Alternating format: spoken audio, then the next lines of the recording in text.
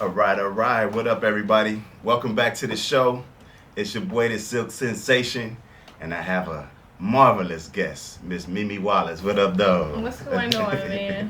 What's up? How you doing? Pleasure to have you here. Thanks for inviting me. No I doubt. appreciate it. No doubt, family. You know we gotta keep it rotating, keep some air in the tire. You know. What I'm Always, yeah. saying? You know what's crazy though? Well, It's kind of like a full circle moment. You know that, right? nope. Break it down. Explain it to Because me. when we first met, it was like a podcast rehearsal.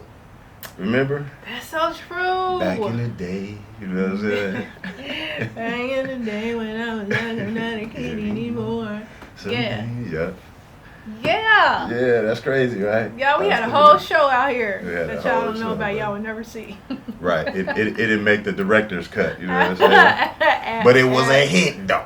It was. I'm trying to tell you. It was. Yeah, And that that's was very what was true. we calling that? Tension? No, just We. Oh. That's it. That's an inside That's thing. an inside yeah, scoop inside right thing. there. Shout out the contest, you know what I'm saying? Yeah. Tension. Right. Forgot about that. Right. No, it was Oh, fun man. though. It was fun though. No, that's Yeah, cool. that's so true. So I get yeah, that. that's crazy. So since then, Yeah. which that's when I learned like you was really into the acting and the screenwriting. So Yeah. like tell the people what you do and stuff like that. I do a few things. I'm an actress, writer, podcaster, producer, director. I think that's it. Mhm. There might be some other stuff I forgot. Right. That's just on the record right there. I'm like, let me forget. Oh, I host. I work. Host a film festival. Co-host a film festival every year. Oh, word? Yeah. Oh, okay. And yeah, I said podcasting. Yeah. Mm-hmm. Yeah, that's dope. So what's the film festival like? What's that? So it's called Various Artists Film Festival. We're here in Chicago. So every year around October, it changes. The date changes every year in October, but maybe like the second or third week in October, we have a film festival here in Chicagoland area. It's usually somewhere on the north side, and we screen independent movies, and everybody's nominated, and announce the winners at the festival. And then the big part of the festival is it's a 2 to 3 day event, depending on COVID and all of that. Mm-hmm. But the big thing at the festival is on the second or the third day, the production grant winner is decided, and what that entails is that the production grant winner gets a full grant. I'm not gonna say the amount, Mm-hmm. but they get a full grant to finance a short film that they want to do. Oh, that's dope. And so you'll get, part of the grant, you get a full team. You have a person who's there to walk you through the entire process step by step. So you get a team, you get casting, you get your cast, you producer, everything until your film is complete. And then once your film is complete, it screens at next year's show. Okay, sweet. Yeah. That's dope. That film festival, you got into that just kind of just working into the industry of acting. How did you get into? What compared you to acting and stuff like that? I've been into acting, really, I got into it in high school. So I had my high school senior year, AP English teacher, shout out to Miss Robinson. Word. I found out that she was an actress. She did a lot of community theater, and she invited me out to see her in a play called Crowns. All my theater people, you know the play Crowns. And went to see her and was just completely just compelled by her performance. Wow. Because I didn't expect that. And so I had already been interested in acting a little bit before, but we didn't have drama club in my high school. Okay. West Side high schools. Shout out West Side Chicago. But, just seeing Miss Robinson and then asking her questions afterwards, I just really got into it. And so it was when I went to college, I really started acting. Oh, straight up? Okay. Yeah. So you was inspired by a high school teacher, Yes. her performance. Yep. And then you carried it forward to college. Yep. And then after college into my career now. Oh yeah. Right. That's what Yep. that's dope right there. So, what is it? Are there certain type of roles that you like to play, or certain stories you like to play in? What's your style? You know what? I think honestly, I think I'm more compelled towards dramatic roles. Mm. Um, I feel like, and this is just my opinion. My opinion changes every year, but right now, I still feel like the true depth of an actor comes from a dramatic performance. Right? You can see their true capability, them as an artist, what they're willing to do if you put them in a dramatic performance, because then at that point they have to be vulnerable. A lot of these dramatic a lot of the dramatic roles, you have to be vulnerable, so you have to go to this place which usually people are uncomfortable with doing. Right. But you can see the real depth of an actor. The real depth of an actor comes from those like real dramatic kind of. Yeah. And if you notice, one thing that I notice is, like, and this is very random, a lot of the comedians today are really great dramatic actors. Why you say that? Like, what you mean? If you look at comedians in dramatic roles, like you have Monique did Precious, and you have Marlon Wayans did the new Respect with Jennifer Hudson. You have Mike Epps, who's I don't know if it's coming out, but he did Richard Pryor, the Richard Pryor biopic. You have comedians just like the Eddie Murphy. He has a few different dramatic roles. They do very well with these dramatic roles, because I think somebody in some interview said, a lot of comedians are telling jokes about their real life, so they're speaking from hurt and pain. Oh, okay. Anyway, okay. And so it's easier for them to tap into that. They know how to access it. Yeah, they do, but they've made a career out of it. We just laughing at it. That's interesting right there, because like Will Smith, for example.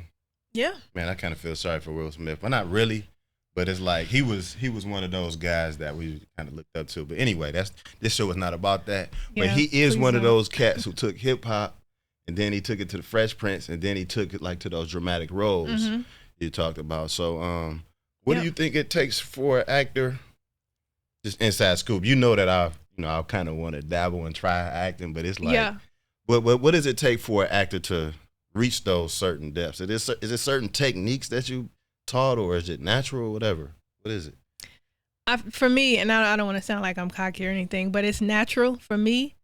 But I think honestly, what makes a true actor is like your capability of just being honest.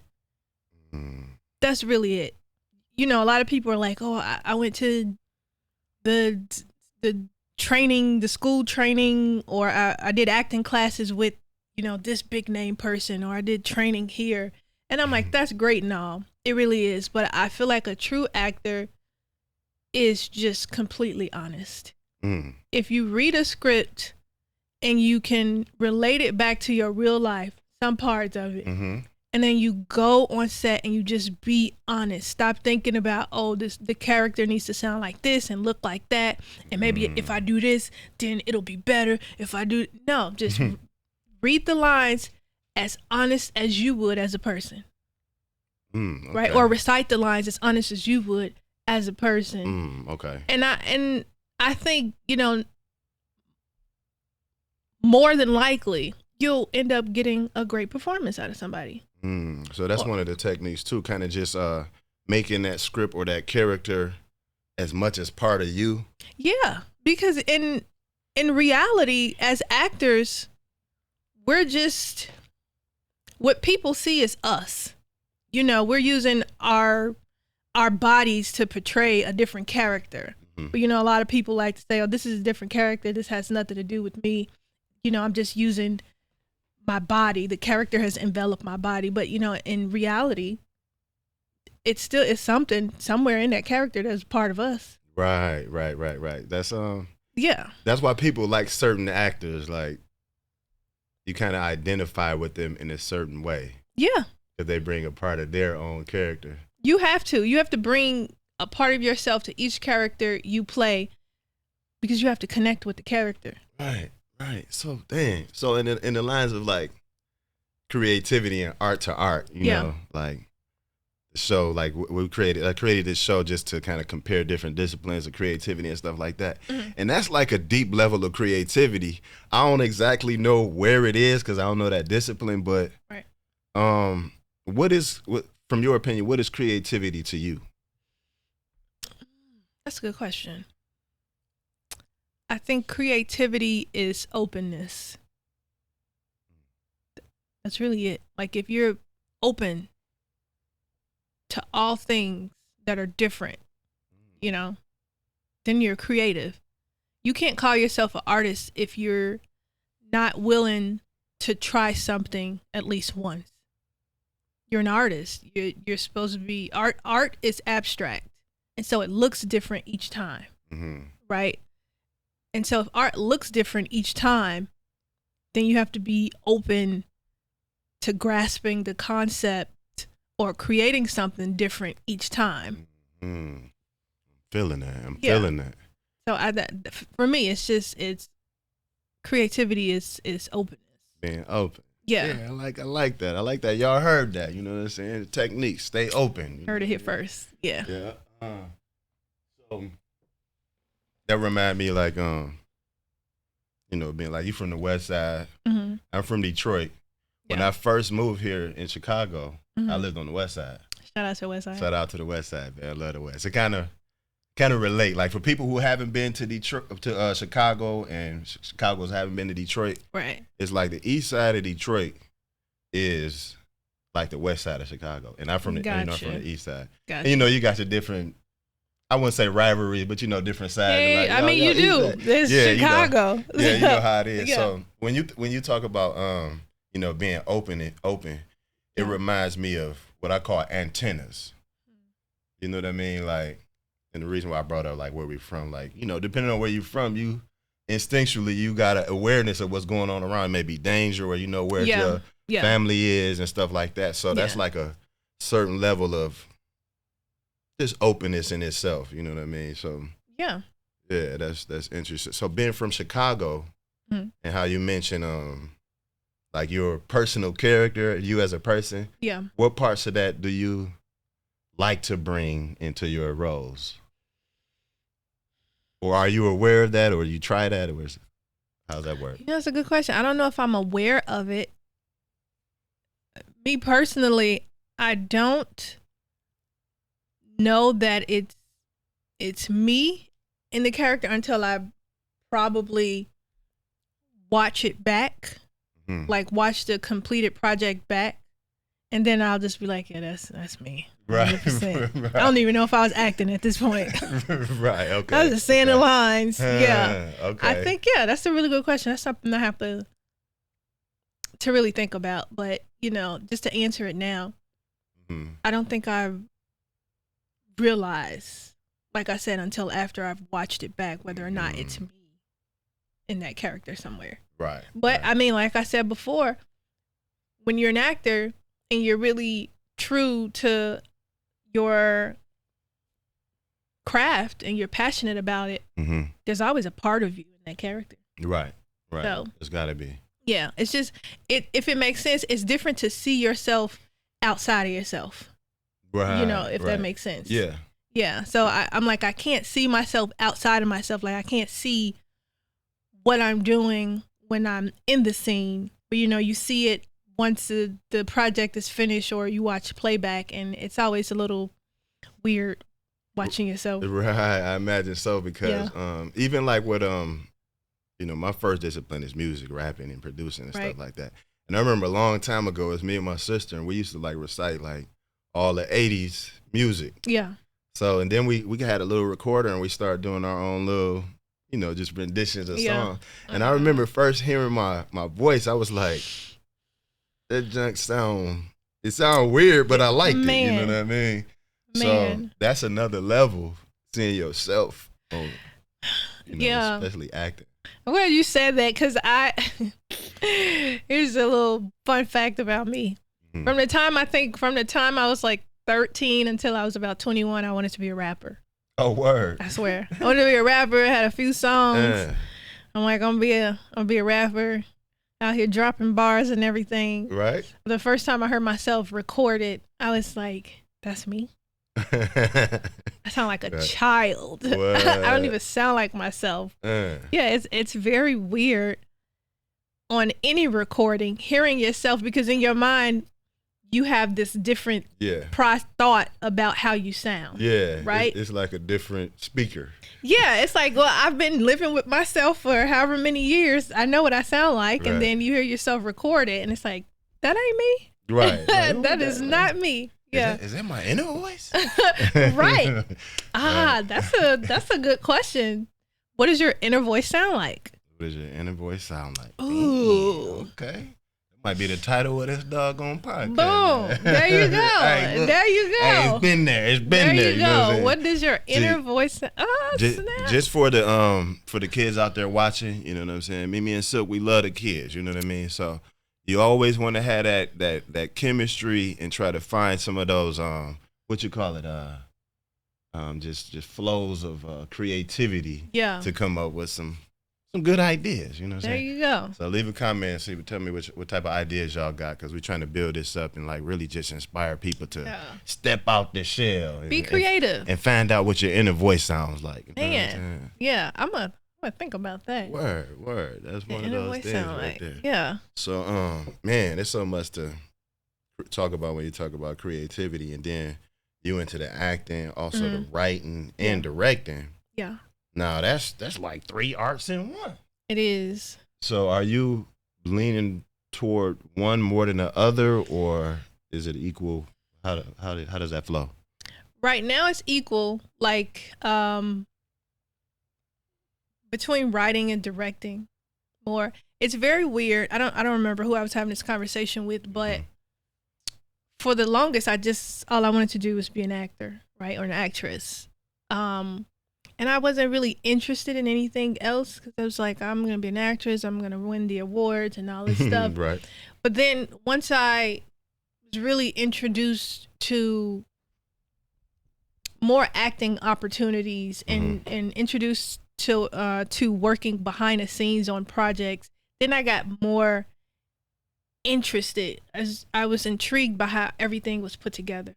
Okay. Especially for theater. Like, I started in theater, and in college, learning about how everything, sorry, I can't get my words out, but learning about what goes into creating a production, right? So in theater, you have the actors, you have to interpret the script. That's 2 things. And then you have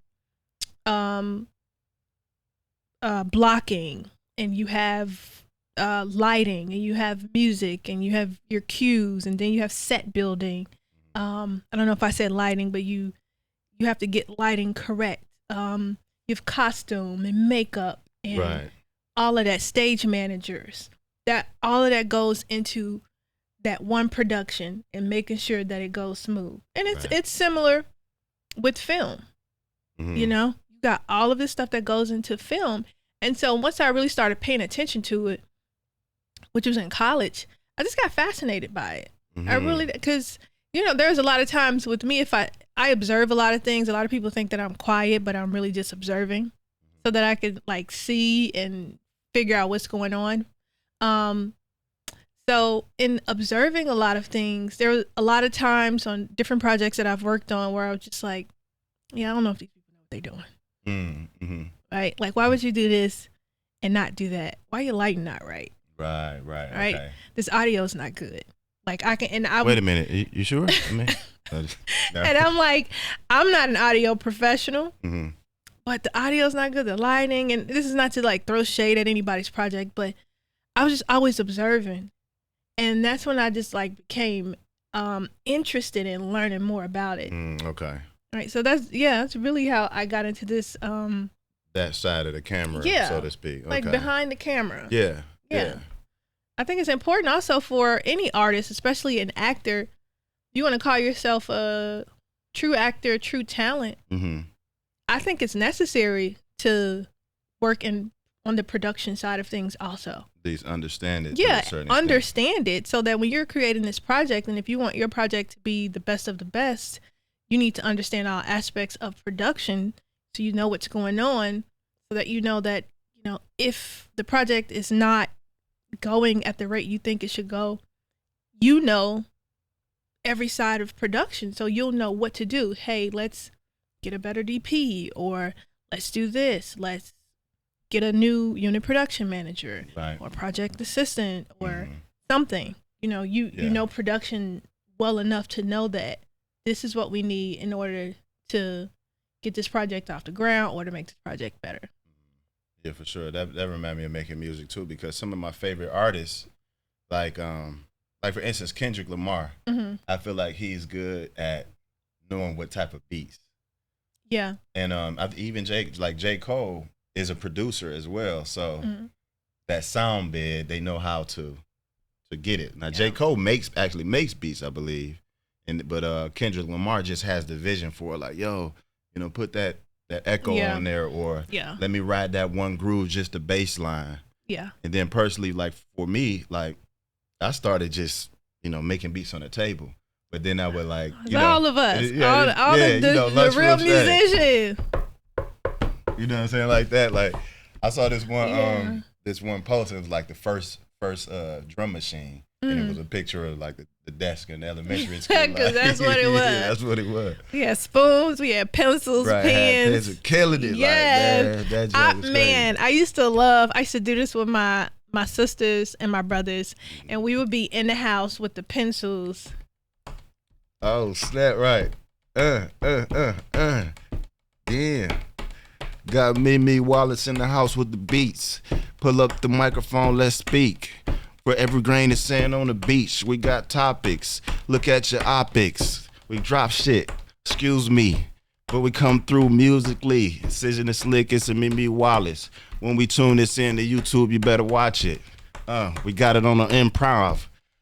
Speaking of that, now, it's time for me to stop and ask questions. I'm the interview. And here is my special guest, is MeMe. What up, dog? There you go. We get it. Me and the siblings every day, all day. I'm so tired of us. Right. If y'all don't get out of my damn house with all this noise every day. Yeah. That's the beginnings of greatness. Yeah. So when you think about stuff like that and just like freestyling, I know that's a big part of acting. Yes. Improv. Like, is that what you think of? What's your thoughts on that? You know what? I have a love-hate relationship with improv when it comes to acting. I say that because I feel that there are certain artists who don't know when and when not to use it. Okay. So I feel like improv, when it comes to acting in film or television, it should be used to add to the scene, not take away from. Okay. So you have a lot of people in the industry, actors, whatever you want to call yourself, who won't recite anything that's on the page. They go in there and they're just like, I'm gonna improv this whole scene. Oh, right. And it's like, okay. That's not what we're doing. Right. I didn't sit and write this damn script that took me 4 or 5 days, 6 months just for you to come in here and be like, yeah, I'm not gonna say none of that. Right. I'm just saying what I want to say. Right. Just mangle it. Yeah. Right. Like making shit up, as they go. That's taken away from the art, the greatness of what this project is. And people do it for different reasons. Some people just don't learn their lines, so they come in there making stuff up on the fly. But then you have people who are just so into themselves where they're like, yeah, what I'm gonna say is better than what's on the script. And so at that point, I'm like, that's what that love-hate relationship is, because it's like you're taking away from the artistry. But then you have people who are very good at improv and they say everything that's there, but then they add some stuff in between that gives that script a boost, and it brings it to life. So that's the adding to it. Yeah, the adding to it, and it makes it so much better, or this much better. Right. So as a love-hate relationship with it. Yeah. Now that's your director's hat you speaking from right there. I could see that. Okay. Yeah, I can see that. What makes a good director?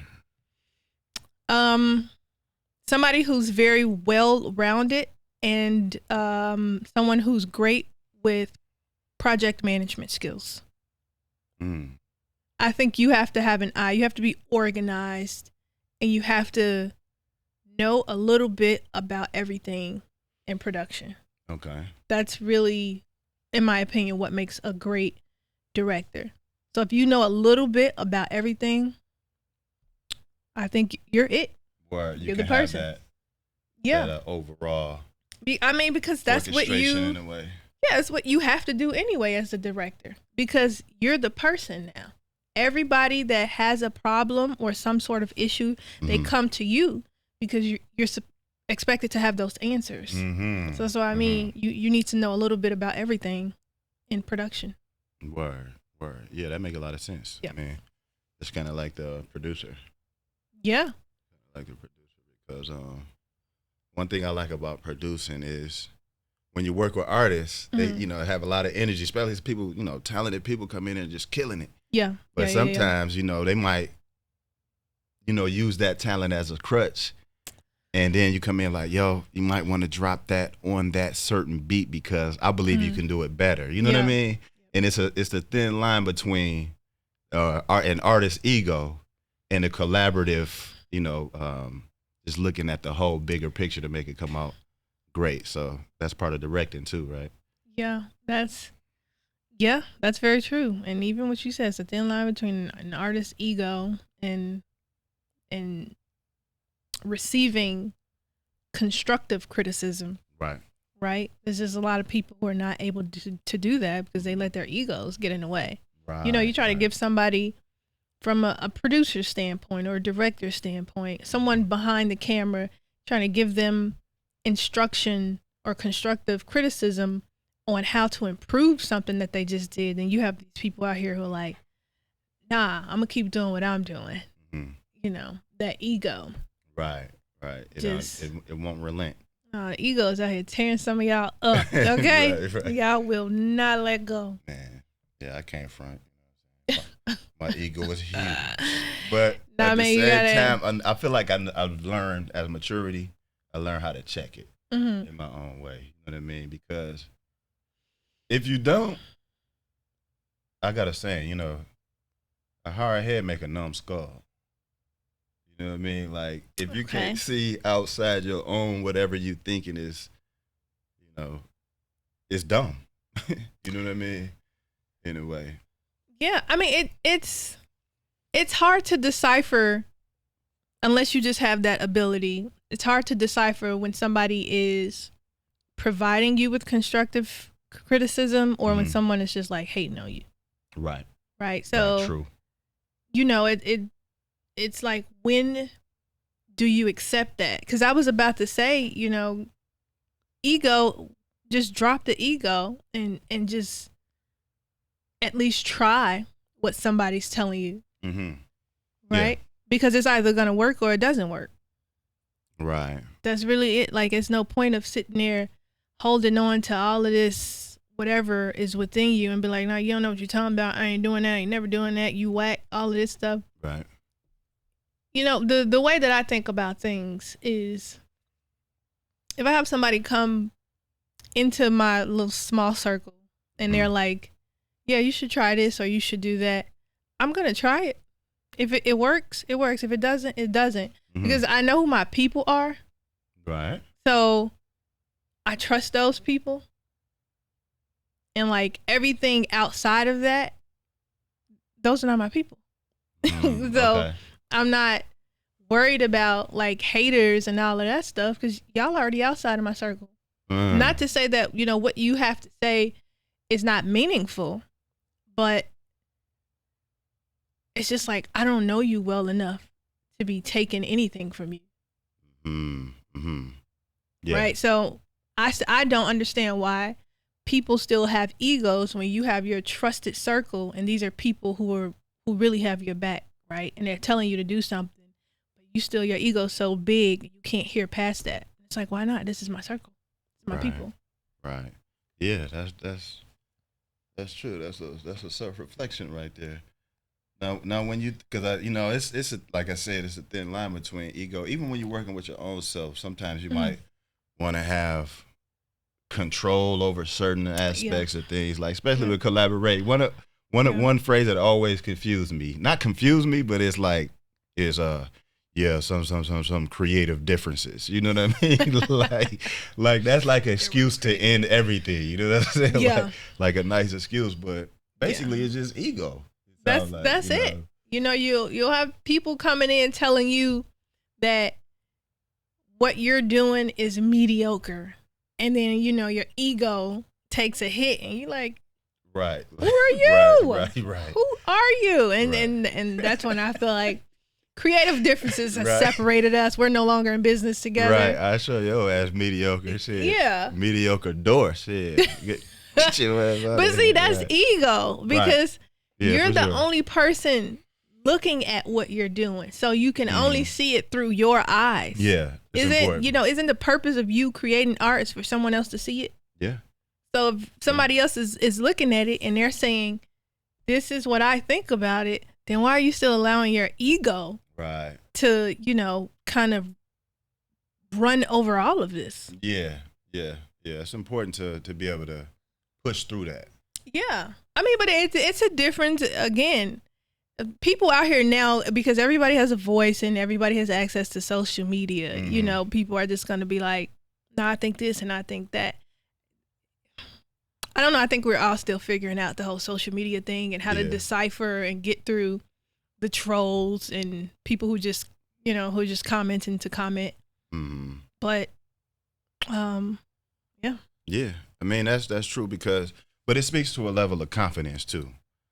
Like, one thing about being a true artist, and I believe, personally, I'm on my path. Like, my artistry hasn't reached there. There's a lot of things I want to try, but I'm not afraid to try certain things. Right.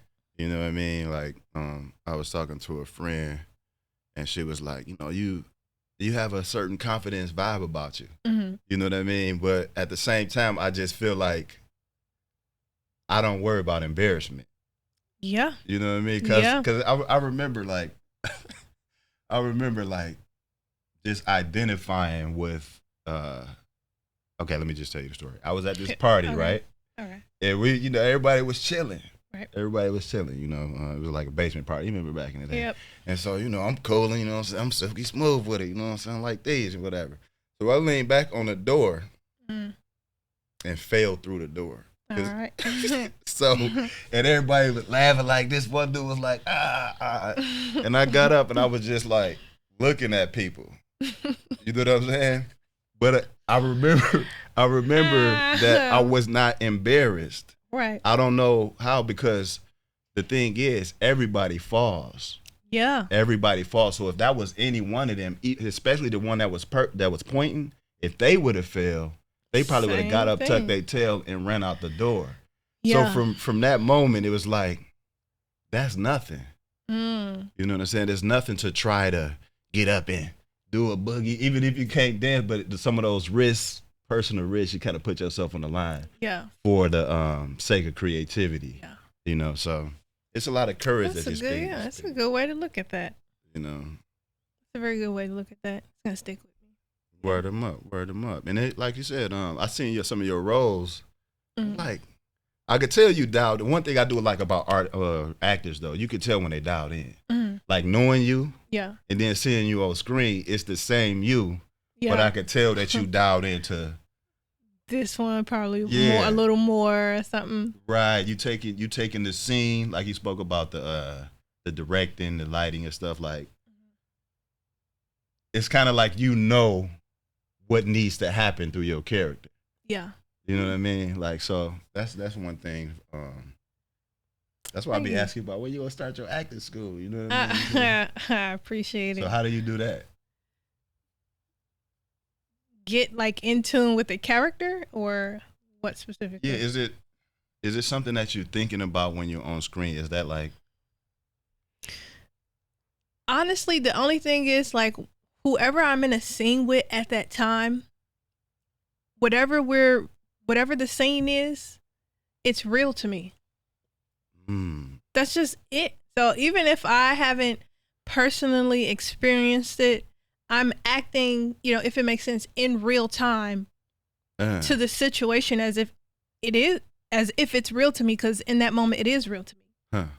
Right? So, what I used to do early on when I first started acting is like interpret the script. This is what they teach you in acting school, and if you take any acting classes. Like, this is how you interpret a script, and this is how you break down the lines, and let's, break down these 4 lines and see what it means. And I mean, that's been very helpful.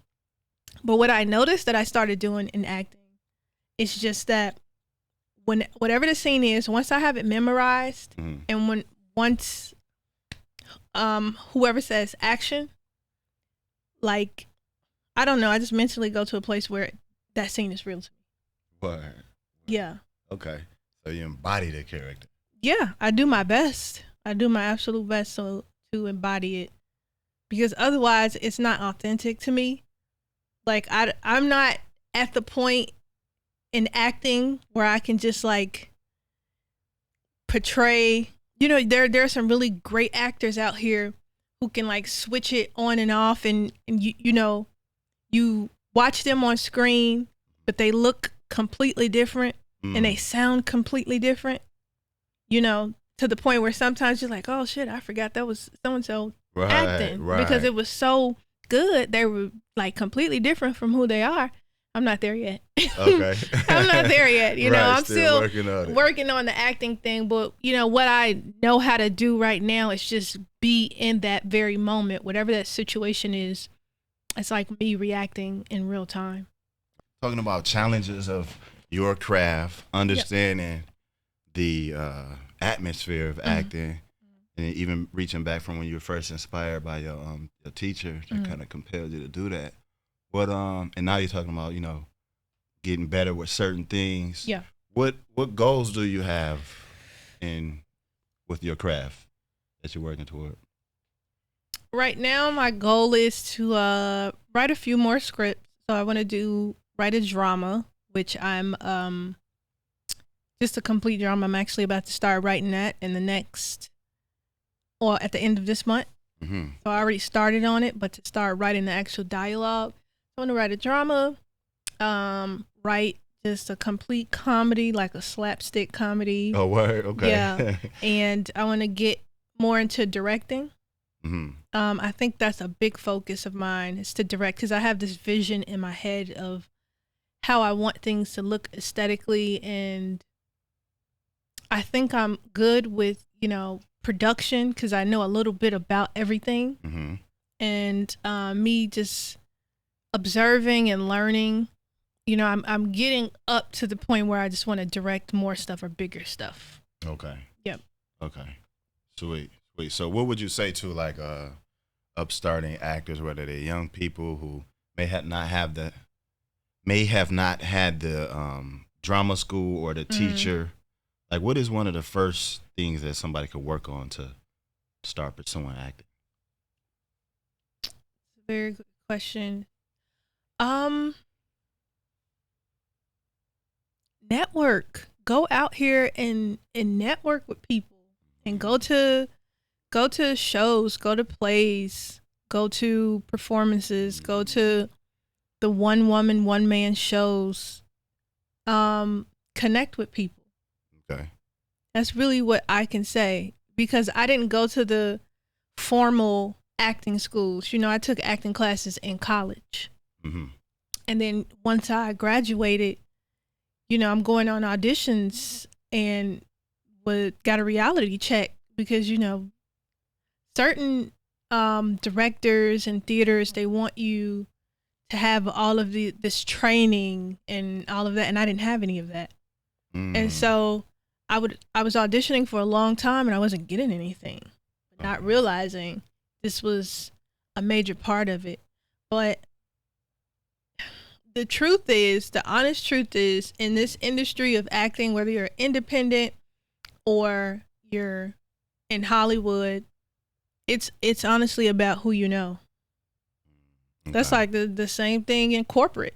Right. Right. Your network is your net worth. You get the best jobs because if you know somebody. Yeah. In acting, if you know somebody, you skip a few steps. Right. And you can just like forge ahead and skip steps 1 through 6 and just go straight to 7. Yeah. That's really it, because I got my first acting role, like play here in Chicago, through a family member. Like a family member, his frat brother was doing a play and he was looking for an actor. And so he just made a call and be like, hey, she come and audition.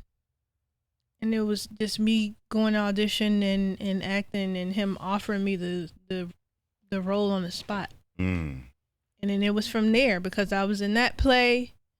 I really didn't have to audition for the next one, because it's like, oh, I came, I saw you in so-and-so's play. Do you want to do this play over here? Right. So what I would also say for any actor, always think of your last performance as your first audition for your next performance, if that makes sense, or for your next big project. Break that down. Last performance as your audition piece for your next project. So if you go and you do a play or a movie, you better do it so well, because you think of it as, this is my audition to get my next project, my next gig. Got you. Right. So, for me, when I do theater, I think I can completely check out, because I don't remember a lot of it. I'm so in the moment, but I'm in it because I'm like, I have to give everything that I have right now, because I'm trying to get another gig. I want to do another play. I want to be in another project, and people come out here to see this play. I don't know who's in the audience. Right. So let me always do my best. Not solely because I'm thinking about who's in the audience, but this is my craft. This is something I'm passionate about. And so I have to think about this like, this is it. You better go out there and give it everything that you have. Right. You're on display. Yeah, you are. You're on display. Right. People are coming out here to see you. They pay their money. Right. That's the audience. I mean, the audience, sure, that's what it is. Audience is always funny people, especially when you're doing theater. They're funny. Yeah, they'll talk back in the show. They don't care how serious the show is. What? You're going to always have some people in the audience talking back, like, yeah, girl, don't do that. He ain't no good. Like, just right. Okay. Always. So it's funny. So that level of concentration is you have to, you have to have some type of something to stay concentrated, because to hear it and to try to not break character is a job within itself. I'm goofy. I'm silly. I laugh at anything. I laugh at everything.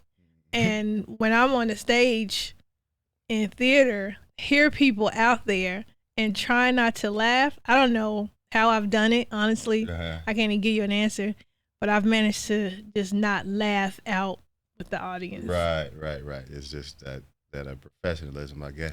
But has there been times where that you wish you could have back moments acting?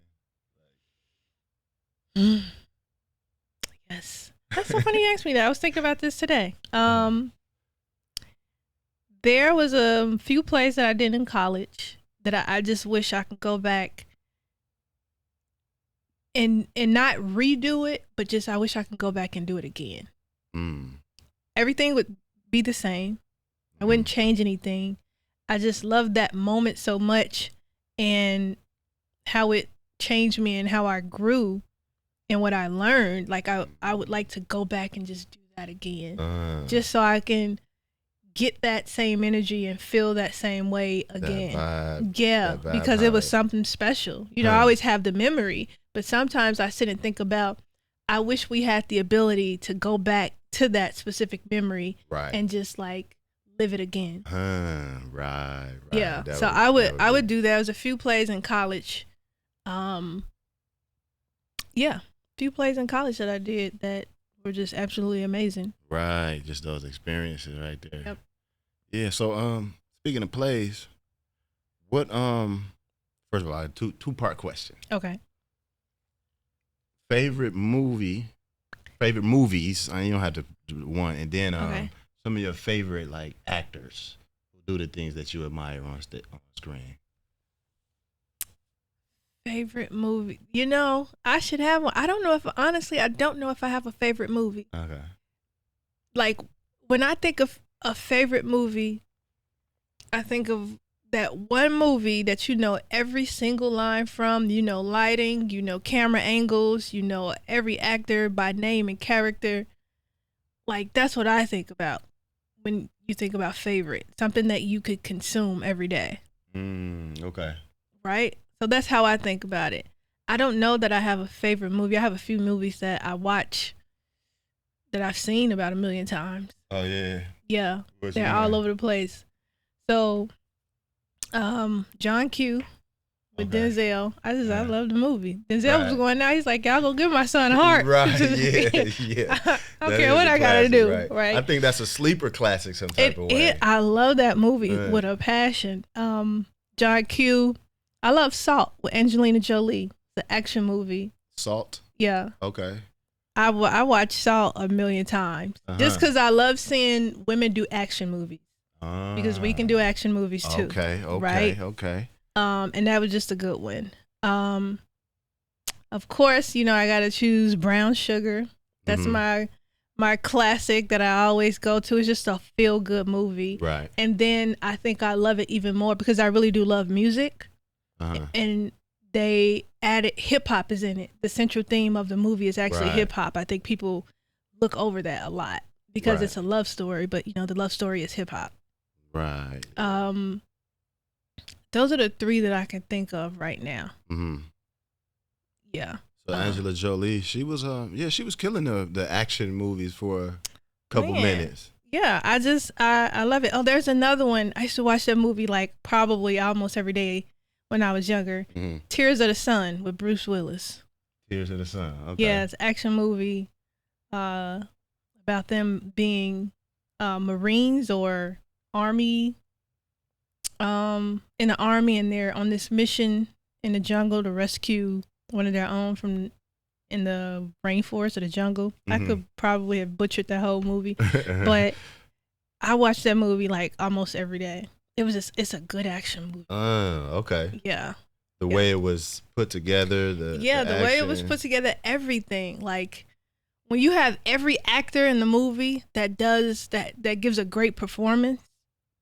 Yeah, for me, when I see a movie like that, I'm in. Right. Like I'm focused because I'm like, oh, everybody's good.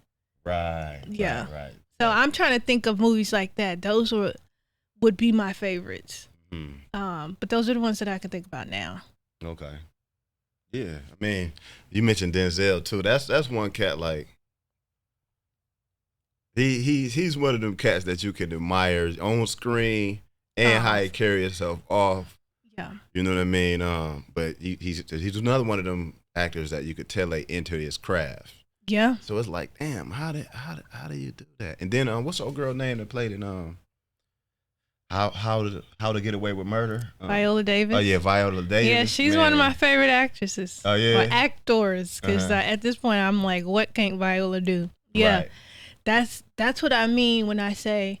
It's so funny. I'm reading her book right now, but that's what I mean when I say when you are just truthful, when you're honest with the character. That's what makes a good actor. Yeah, she leave it on the line. Every single time. Every single time, yeah. Like, I think I first noticed, the first movie that I ever noticed her in or saw her completely was in what was it, Ocean's 8? Oh, she was in there for like a minute. Okay. She played Don Cheadle's girlfriend. Okay. Because remember when there was a scene where I don't remember who the character was. Maybe it was George Clooney character went to see if I don't remember that character name. Don Cheadle was at the house, and this lady opens the door and she's like, "He's not here. What do you want with him?" That was Viola Davis. Oh, okay. That was the first time I ever saw her, and I was like, she had probably 3 lines, but it was just like her presence. As soon as she started her lines, I was like, well, damn, she ain't said nothing but he ain't here. Right, but it was so powerful. The way she did. I was like, who is this lady? Okay. And the next time I saw her was in Derek Fisher. She played his mother. Like once Have you seen Derek Fisher? No. With Derek, Luke, and Denzel. Denzel would be in there. Nah. It's called Derek Fisher. Not what you talking about, Bob? Yeah, I think it's not Derek Fisher. Not Derek Fisher. I'm lying. Antoine Fisher. Okay. I gave the movie a whole new name. Derek Fisher. Taking Derek Luke name and putting Fisher. Yeah, Antoine Fisher. You was thinking about the left hand jumper. Derek Fisher. Nope. But all right. No. Right. Yeah. Antoine Fisher. Yeah, that was a good movie. Yeah, that was a good movie. Remember, he was in the foster care system, and then once he found his parents, and he went to visit his mom. That was Viola Davis. Okay. Right. I want to rewatch some of these movies you name it. Yeah. That's one thing. Like, man, movies do have that epic energy that could take you to a place. So I want to, one of these days, I want to have like a cinema sit down or something. Just look at something. I would love that, because I love movies. I really do, especially when it's so great that, after the movie ends, you just sit there because you got to take it all in. Right. And it's like, before I say anything, just let me think about this. Right, hold on. Yeah, I need about 20 minutes just so I can process what I just saw. Yeah, that's a good movie when you have to do that. You probably like, hold on. Where you don't have any words. You have to really just sit there and think about it. Right. Yeah. Right. So yeah, they got different types of they got action movies, then they got the romance, then they got like that man versus himself. I did take film study at Wayne State, and one thing I learned was some of the formulas of different genres.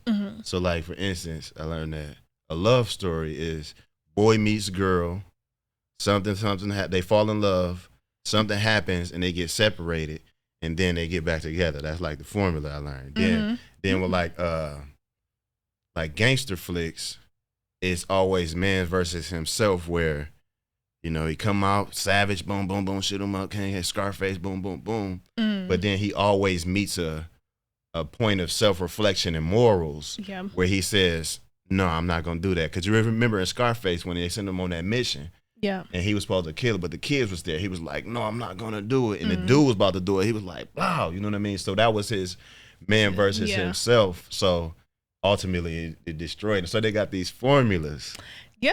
All in Hollywood. I mean, that's how movies are made. I feel like that's how a lot of scripts are selected. If somebody reads through the script and if it has that typical Hollywood formula, then they're picking them up and that's what you see.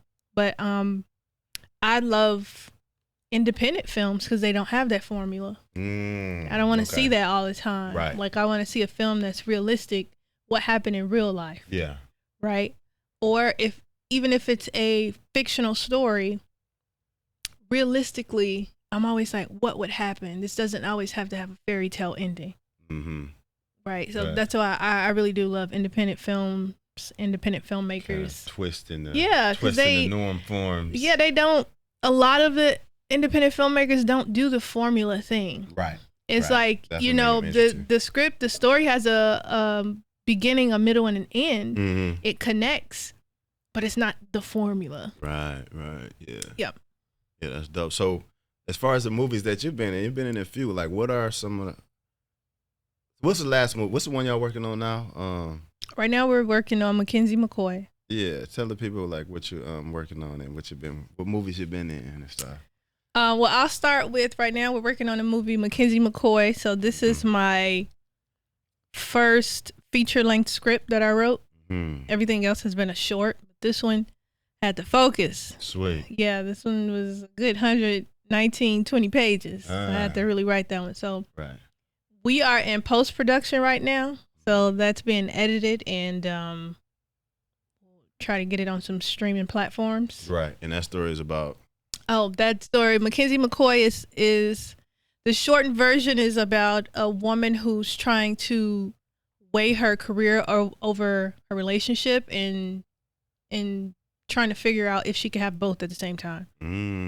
Okay. Yeah, because I feel like, modern day today, a lot of single people, we have to weigh relationships over career, because a lot of times we don't know how to really manage both, or we can't juggle both, or it's always something that happens. Stuff is a little challenging, so it's us trying to figure it out. But that's what the movie's about. Oh, okay. Other movies that I've been in, like the last project we did, True or False, which is streaming on Tubi. I played a therapist in there, but I really was the assistant director on that one. Okay.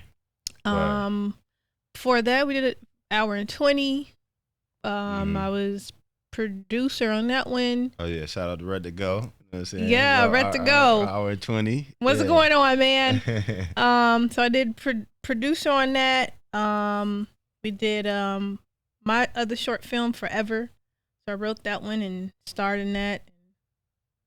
Got another short called The Hard Part. Okay. Did some other projects. Shout out to my friend Aaron J. Davis. Did Baby Fever with him. Yes, a few things. So the toughie real quick. Do you have a favorite? Of the projects that I've done so far? Yeah. Or your role in it? Do I have a favorite? The projects that I've done so far. I do. It's not. I did a stage play called "Save the Last Dance for Me," and I really did enjoy the writing. And it was just the initial play was just 2-person cast, and it was just the two of us did the whole play, and people were just pulled in, engaged the entire time. And then later on, we went back and redid it again and added a 3-person cast. But I really enjoyed that. I wish that we had more help with bringing the vision to life. It's out there for people to see, but I just wish that at the time there were more people or on board that could have helped us get it to where I needed to get. Yeah, okay. But I really enjoyed that. Sweet. No, that's dope, man. Well-rounded actor. I try to be. Director. I try.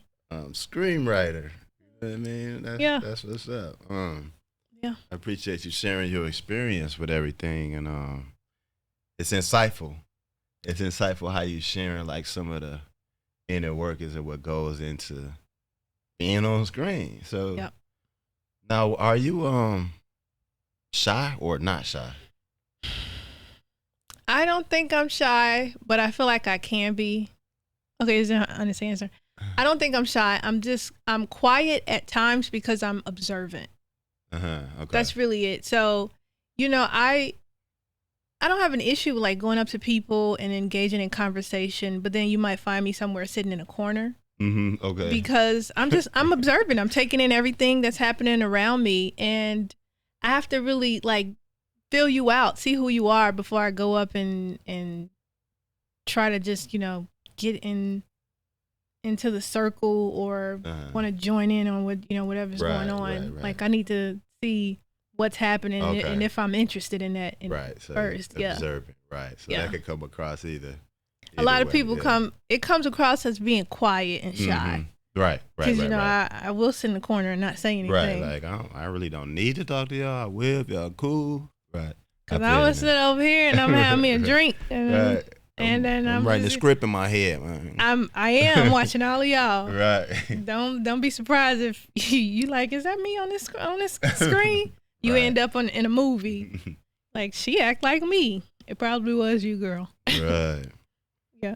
That's what's up. Then you talk about the people. So in social media, where can people find your stuff, or do you use social media, and where you want people to look up to find out?